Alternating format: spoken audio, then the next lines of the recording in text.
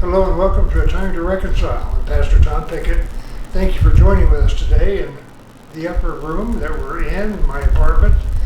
And we are looking forward to having a good service with a good message about the gospel. The gospel today is the new covenant of Jesus Christ in the Spirit.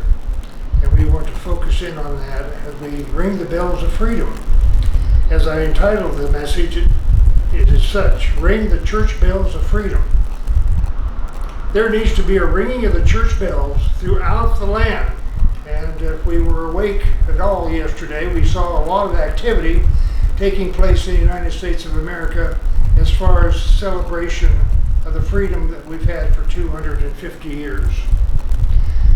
And what we want to hear the bells ring in the church, because the church should be promoting the happiness, the thankfulness of the freedom we've had in our land. And that after 250 years of freedom that Jesus has given to our nation, the United States of America will continue to enjoy the freedom that comes through Him. And that's the only way freedom comes in the world. And that's why the United States is such a remarkable place. That's why around the world it is known to be such a place to live if everybody could be so blessed. We want to see what the Apostle Paul said over in 2 Corinthians 3, starting in verse 7. I'm reading from the NIV version of the Bible. So whatever version you have, if you would get it out and join with us, that would be wonderful. 2 Corinthians 3 and verse 7. Now if the ministry that brought death, which was engraved in letters on stone, came with glory, and this would be the old covenant, so that the Israelites could not look steadily at the face of Moses because of its glory, fading though it was, will not the ministry of the Spirit be even more glorious? Which is the ministry of the Spirit, of course, is the ministry that Jesus is leading today for us. If the ministry that condemns men is glorious, how much more glorious is the ministry that brings righteousness, which Jesus has now imputed to us? For what was glorious has no glory now in comparison with surpassing glory. And if what was fading always came with glory, pardon me, let me reread that. And if what was fading away came with glory, how much greater is the glory of that which lasts? And the new covenant and the Spirit does last for eternity. Therefore, since we have such a hope, we are very bold. We are not like Moses, who would put a veil over his face to keep the Israelites from gazing at it while the radiance was fading away. But their minds were made dull, for to this day the same veil remains when the Old Covenant is read. So it's not just the Old Testament per se, because the Old Testament isn't entirely the Old Covenant. What is the Old Covenant is the law in the Old Testament. What God said they should and shouldn't do during that period of time, including the Ten Commandments. Because in the New Covenant, we have a new command concerning those commandments. We have one commandment from Jesus. It has not been removed because only in Christ is it taken away. So the only way to take away the Old Covenant veil is to totally look at, focus on Jesus in every instance. Even to this day, when Moses is read, a veil covers their hearts. But whenever anyone turns to the Lord, so when we turn to the Lord, it's turning not just to see Him, but to follow Him in everything that we do and think. The veil's taken away. Verse 17. Now the Lord is the Spirit, and where the Spirit of the Lord is, there is freedom. If the Lord is not there, there is no freedom. We have enslavement of thought, at least. And we who with unveiled faces all reflect the Lord's glory are being transformed into His likeness. So when we have the freedom of Him through His Spirit, we are being transformed into His likeness. We're becoming more and more like Jesus, with ever-increasing glory, which comes from the Lord who is the Spirit. Now this is the Apostle Paul who tried to kill all of Jesus' converts. See, this man was born again, the Apostle Paul. He had to give up the Torah and everything he'd been taught all through his entire life. There was nothing about him that was anything but Old Testament law.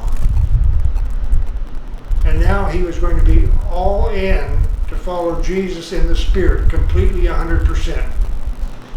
That is a transformation. And that's what Jesus wishes for everybody. And I know that is true because I know I'm being transformed completely every day, as a matter of fact.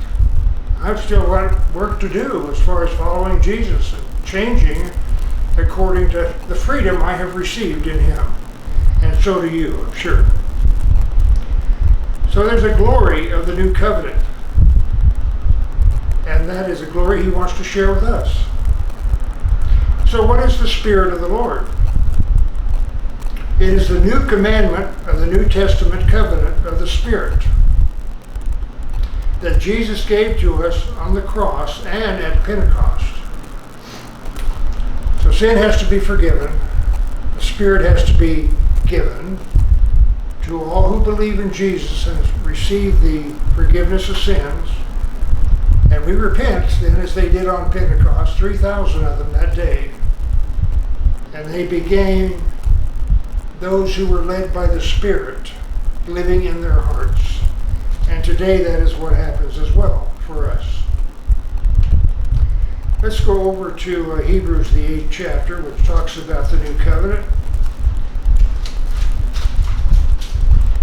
Peter, the 8th chapter. Hebrews, I'm sorry.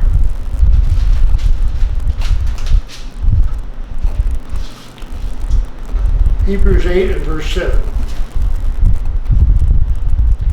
For if there had been nothing wrong with that first covenant, no place would have been sought for another. So in other words, as they lived through the old covenant, they found there were things that were lacking. And so God realized that His people no longer could strictly obey the letter of the law. They were just totally incapable of doing that. So that was too much for them. So the law had to be done away with as a prerequisite of being a part of the new covenant. Now, we have to obey in the new covenant, but we don't have to obey the law in that same way. We'll look at that a little bit more as we go through this topic today. But God found fault with the people and said, "The time is coming, declares the Lord, when I will make a new covenant with the house of Israel and with the house of Judah," and that is what Jesus was sent to do. "It will not be like the covenant I made with their forefathers when I took them by the hand to lead them out of Egypt, because they did not remain faithful to my covenant." See, at Mount Sinai, they told Moses, "Yes, we will obey all these words of the Ten Commandments," and they did not. They immediately broke them, probably all of them at the same time. "And I turned away from them, declares the Lord. This is the covenant I will make with the house of Israel. And after that time, declares the Lord, I will put my laws in their minds." His laws. And they're all revolving around love. His laws revolve all around love. Everything He ever did in His life, His human ministry, all those things are the expressions of His love that we need to keep in the Spirit. And write them on their hearts so that they're easily rememberable. "And I will be their God, and they will be my people. And no longer will a man teach his neighbor, or a man his brother, saying, 'Know the Lord,' because they will all know me." Now that hasn't happened yet, has it? In some communities, I suppose maybe it has. But as a general comment, that isn't true yet. But you see, we have to make it true by doing what ringing the bells refers to. Sharing the good news with our neighbor. From the least of them to the greatest, for I will forgive their wickedness and will remember their sins no more. By calling this covenant new, he has made the first one obsolete, which means it's no longer in active duty. And what is obsolete and aging will soon disappear. Although I can tell you on good authority, it has not disappeared yet. And there are certain ones who want to keep resurrecting it.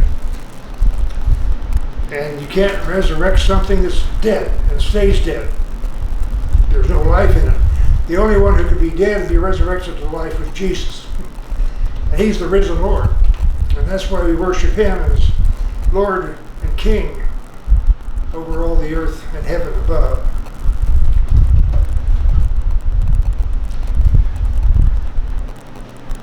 So remember that what was read here in Hebrews the 8th was also written by Jeremiah in Jeremiah 31:31 through 34.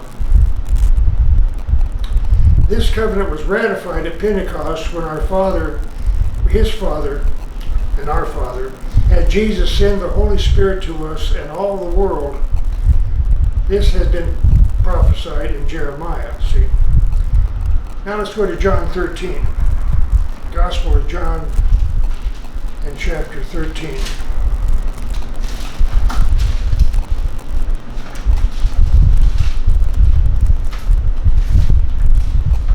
John 13:34 and 35.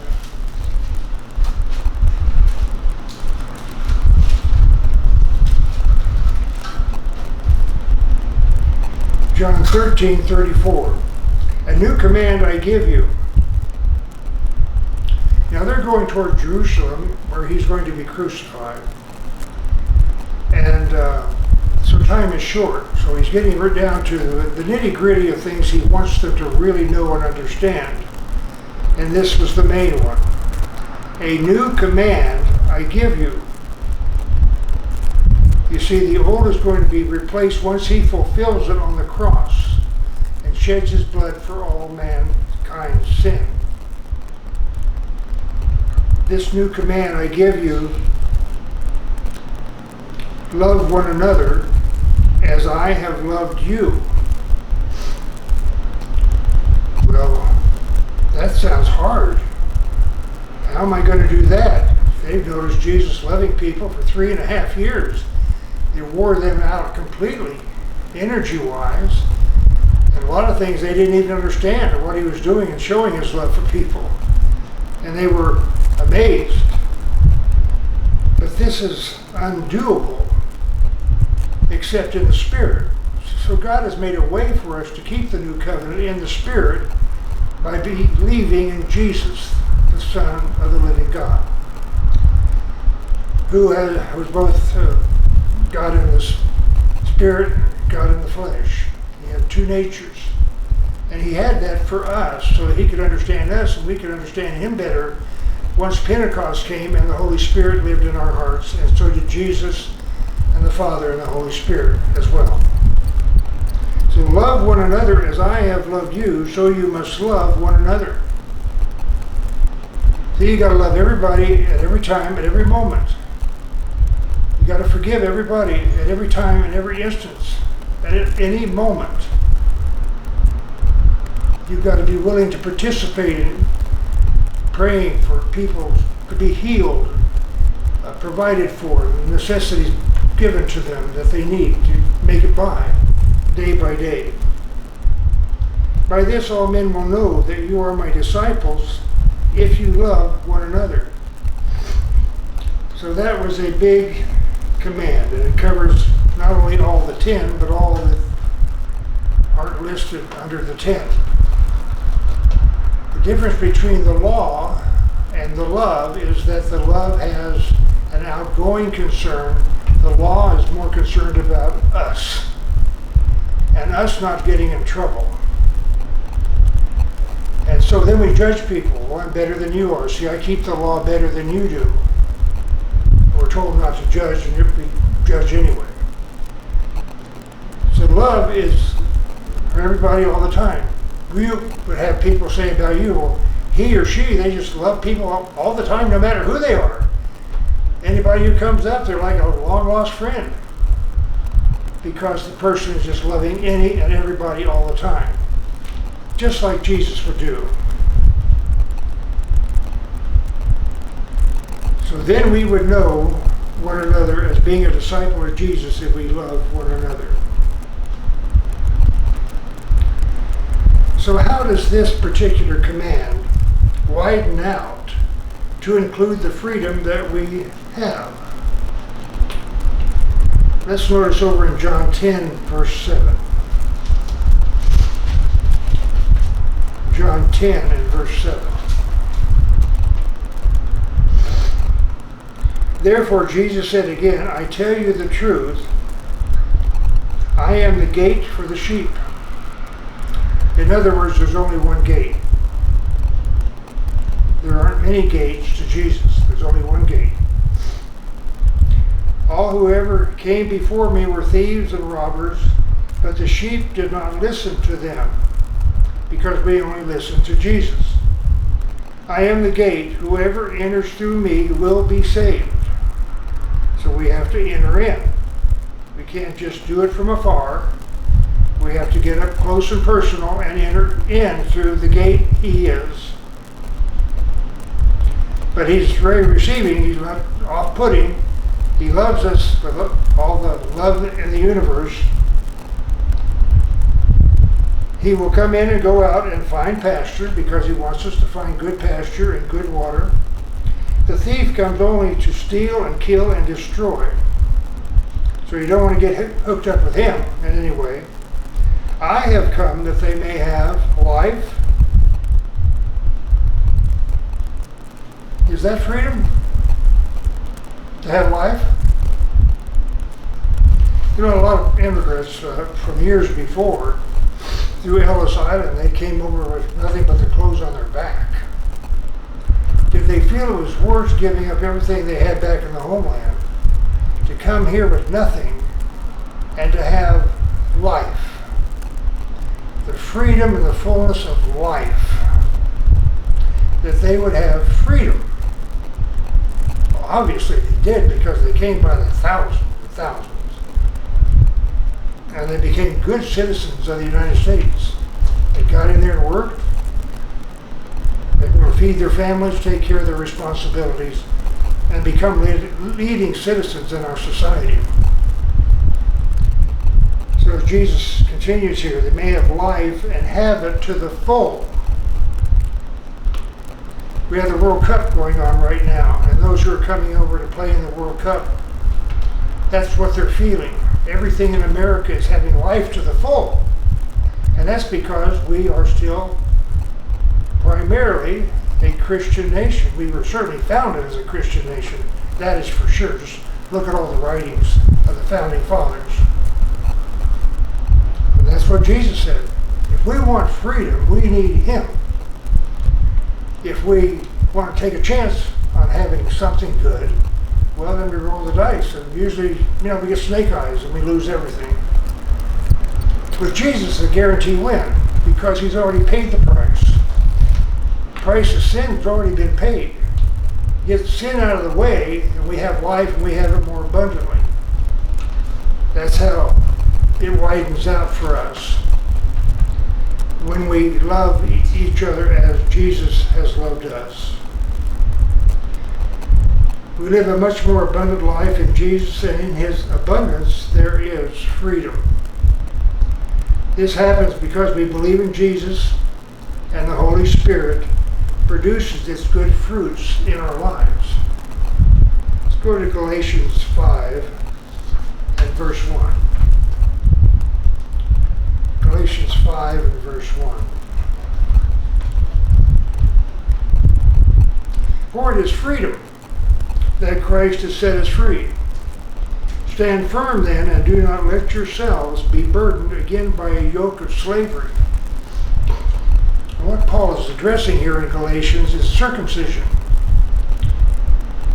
That was a main point of the Old Covenant, and that you were a part of the Old Covenant. If you were a male, you were circumcised. show that you were a member in good standing. And of course, if you didn't have that done when you were a child and were a man, had to be circumcised, it was very difficult and painful. Well, there were some saying that that was still required. And Paul said, no, it's not. If you're going to require that, then you have to require all the other tenets of the Old Covenant law to be a part of the New Covenant spirit of love. You can't have both. He likened it unto leaven. If you let little leaven get in the lump, it's going to go throughout the entire lump of dough. You can't let it in. You got to keep it out. And so he said, don't you dare listen to those false prophets. And I know I've been affected by false prophets. And I understand the deceptiveness that can be. But Paul really understood it because he was a teacher of the law. He understood it quite well. So now let's go to verse 13. You, my brothers, were called to be free, but do not use your freedom to indulge the sinful nature. Rather, serve one another in love. The entire law is summed up in a single command: love your neighbor as yourself. And that was even in the Old Covenant law, that particular command. But you see, Jesus' new command, he says, you must love others as I have loved you. Makes it much more personal. So if you keep on biting and devouring each other, watch out, or you will be destroyed by each other. And that's why the covenant of the law was so hurtful to so many people. Now in verse 22, but the fruit of the Spirit is love, joy, peace, patience, kindness, goodness, faithfulness, gentleness, and self-control. So you see, in the Spirit, we're being controlled by following in the Spirit, the flow of the Spirit. We're not being whipped. We're just getting in the flow, and it carries us along to produce the right fruit of the Spirit rather than fruit of the flesh. Against such things, there's no law. You see what Paul says here? There is no law with the fruit of the Spirit being produced, because it is like a river of living water. It's a matter of knowing that the one who is given authority to it is the Father, who told Jesus to send the Spirit on Pentecost, and then we have, because of our believing in Jesus, the Holy Spirit in our hearts, and Jesus and the Father in our hearts. And we get in the river of God. Verse 24, those who belong to Christ Jesus have crucified the sinful nature with its passions and desires. And since we live by the Spirit, let us keep in touch with the Spirit. It's a relationship. Period. The Spirit isn't just a power. It's a relationship with God. It's a relationship with Jesus. It's a relationship with our Father. It's a relationship with the Holy Spirit. So be in touch. Communicate. Talk with the Spirit. Talk with Jesus. Talk with the Father. But Jesus asked us to close it off in His name. The Father is the one who gave Him that authority to do that. And that's what the Father desires. So let us not become conceited, provoking and envying each other, because that's the opposite of love. And Jesus wants only the best for us. Let's go now to 1 Corinthians 13.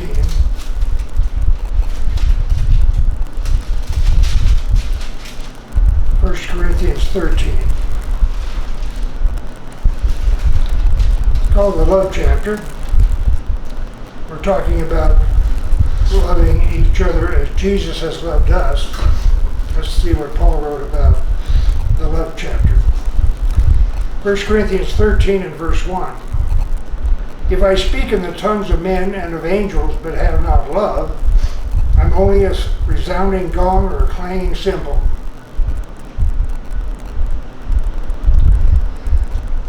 So, apparently the Apostle Paul spoke in tongues, but he didn't find it to be of value in preaching the gospel. So he said, don't use it for that. People don't understand what you're saying.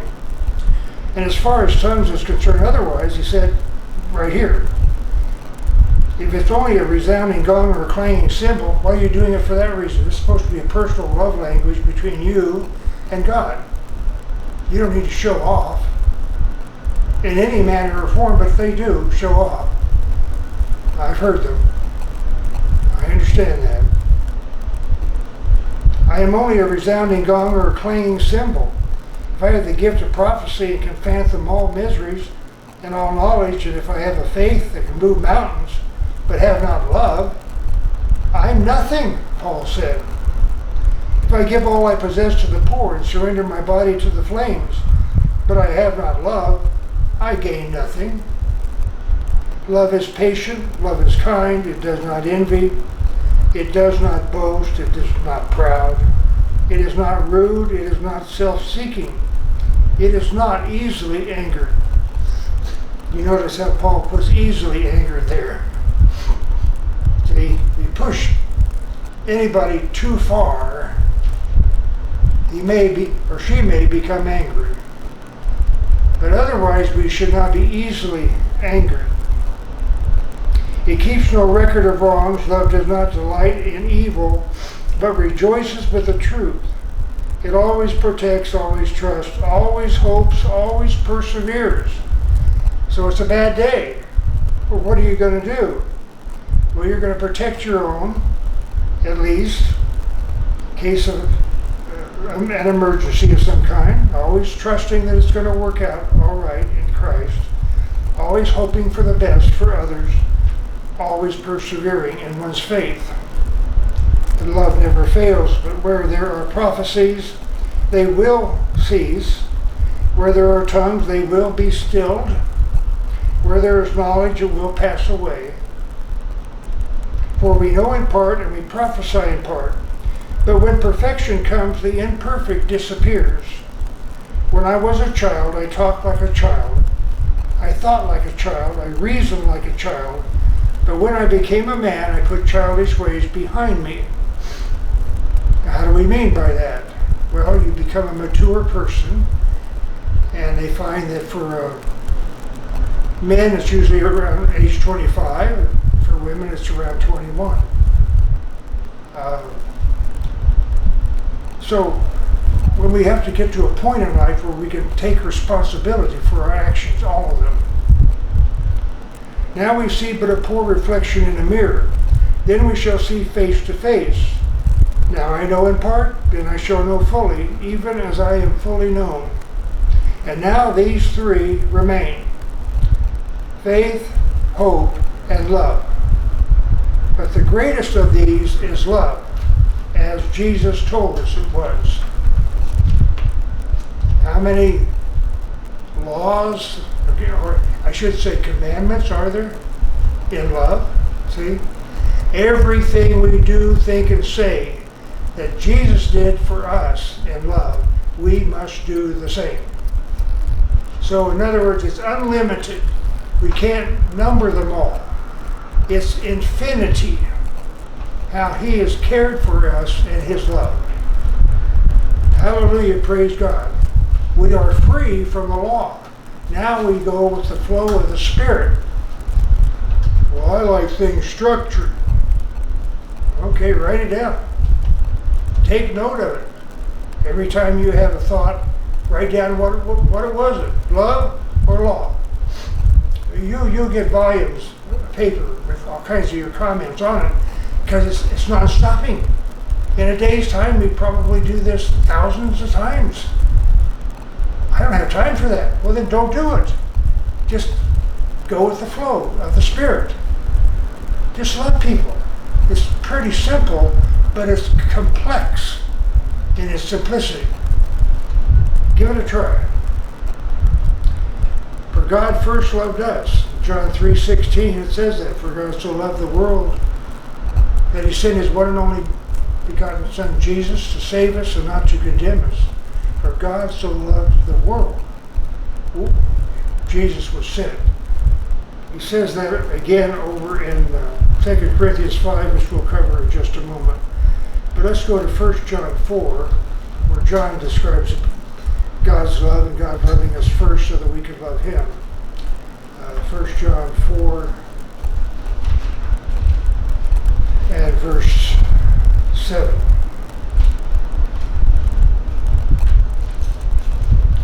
First John 4 and verse 7. Dear friends, let us love one another, for love comes from God. Love comes from no other source but from God, the creator of heaven and earth and of mankind and womankind. Everyone who loves has been born of God. See, born of the Spirit, and knows God. Whoever does not love does not know God, period. Can't love based on human nature. Because God is love. This is how God showed His love among us. He sent His one and only Son into the world that we might live through Him. So that we might live through Him in the freedom that He has given us. This is love, not that we love God, but that He loved us and sent His Son as an atoning sacrifice for our sins. Dear friends, since God so loved us, we also ought to love one another. No one has ever seen God, but if we love one another, God lives in us and His love is made complete in us. In other words, no one has ever seen the Father. But Jesus said, John the 14th chapter, that if you've seen me, you've seen the Father. So in that way, we have seen the Father. We know that we live in Him and He in us because He's given us of His Spirit. That's the proof of it. And we have seen and testified that the Father has sent His Son to be the Savior of the world. If anyone acknowledges that Jesus is the Son of God, God lives in Him and He in God. And so we know and rely on the love God has for us. And isn't that amazing that we also live in God? He lives in us and we live in Him right now at this very moment. For God is love. Whoever lives in love lives in God and God in him. And in this way love is made complete among us so that we will have confidence on the day of judgment and we will have no fear. Because in this world we are like Him, there is no fear in love, but perfect love drives out fear, because fear has to do with punishment. And that's what the old covenant dealt with, was punishment. The one who fears is not made perfect in love. So we got to leave fear behind. We love because He first loved us. If anyone says, I love God, yet hates his brother, he is a liar.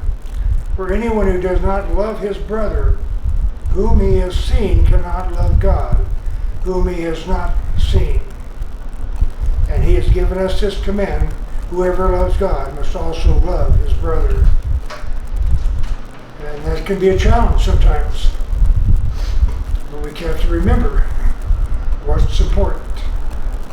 And the fact that it's in the Spirit we have in our hearts. 2 Corinthians. Let's see what the love of God in us does as far as the church is concerned. See, we're talking about ringing the bells of freedom in Christ over the 250th anniversary of the USA. What is the responsibility of the church? Why should they ring the bell? Because from history on, that was the way they communicated in the community. By ringing of the church bells, they could communicate certain things that were happening or needed to happen. Like when Paul Revere wrote his famous journey. The church was responsible for setting the light. That now is the time for Paul to ride. So the church has that responsibility, but not all the churches are taking that responsibility serious. I haven't heard any bells this year at all. That doesn't mean none of them rang, but I haven't. I live right next to a church. Haven't heard their bells at all. I usually hear them on a Saturday, but I haven't heard anything this week at all.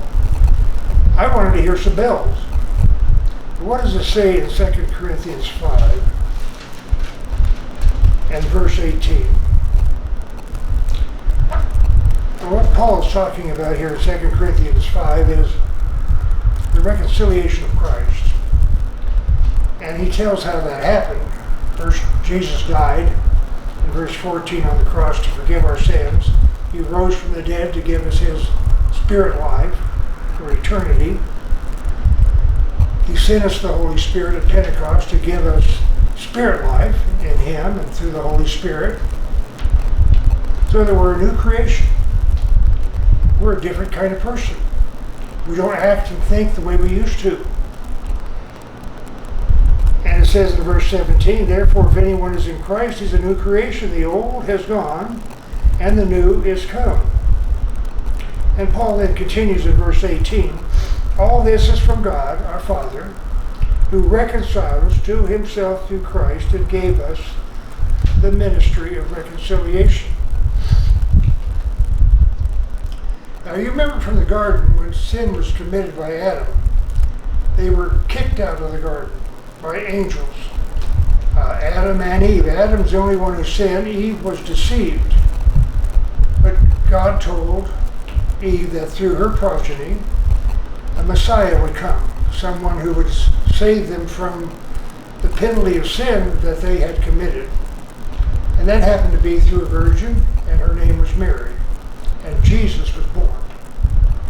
And Jesus forgave our sins and gave us a new life. And the second Adam he was for us. And so here we are. Now, did you notice what came right under what was said here? First off, the main purpose for Jesus being sent, John 3:16, was this. Who reconciled us, Jesus did, who reconciled us to himself through Christ and gave us the ministry of reconciliation. So there were several transactions that occurred there. Messiah was sent, therefore a Savior was born, and therefore sin was forgiven. Sin has to be forgiven for reconciliation to occur. And therefore, because he did those things, our sin against our Father in the garden was forgiven. And we were reconciled, then, all of us, back to our Father. It took that long for that to happen. All the Old Testament and the beginning of the New Testament and the New Covenant. He says then something after that. What is that? That we would be given with Jesus the ministry of his reconciliation. We notice as we look at the history of the United States over the past 250 years, how often men and women both stepped up to the plate to fill in a gap in a war effort or some other emergency, and they filled the need, and all citizens participated in it. See, the whole church is needing to participate in what needs to happen before Jesus returns in his second coming in glory. Let's notice what needs to happen. Verse 19, that God was reconciling the world to himself in Christ, not counting men's sins against them, and he's committed to us the message of reconciliation. That's the church. The church is all of its members. As for every member is the church. So the message of his reconciliation is committed to us. We are therefore Christ's ambassadors, as though God were making his appeal through us. In other words, you ring the bell when something's important is happening, well, we speak up when something important needs to happen. All of us. If one doesn't do it, the other one will. And then we'll get a chorus of people singing out an appropriate comment, like the one that's going to be mentioned here. We implore you on Christ's behalf, be reconciled to God. How about that one? Maybe one of our little old ladies in church could say, hey, we ought to be saying this together. Be reconciled to God. And especially as we see communism trying to take a foothold in the United States of America and replace freedom. We should say instead, be reconciled to God. That's our heritage. And we ought to get back to doing what we're supposed to do. And if our pastor isn't preaching on this, we should let him know, or her know. Why aren't you preaching on this? I think this is important, especially for this time that we live in. For God made him, Jesus, who has no sin, to be sin for us, so that in him we might become the righteousness of God. So as I've been saying, since the church is the sum total of all of its members, we need to let it be known that we are all the ministers of Christ's reconciliation with our Father and the ambassadors of his kingdom of light for the freedom we have to continue from generation to generation. Amen. Please join with me in prayer. Dear Heavenly Father, we thank you so much for the blessing of freedom in our Lord and Savior, Jesus Christ. You converted a man named Paul, who was Saul. You brought him from the old covenant, from the worship of the law, into the new covenant and the worship of the Spirit and of Jesus. And he became the leader and the apostle to the entire Gentile world, which was most of humanity. And he had to have your expression of how to do that. And you gave it to him, and he wrote it down for us. Help us to follow through with that. This is a time for that today. Thank you for it. We ask and pray your blessing and your protection and your direction to the church body through the Holy Spirit. In the living and holy name of Jesus Christ we pray. And all together we say, Amen.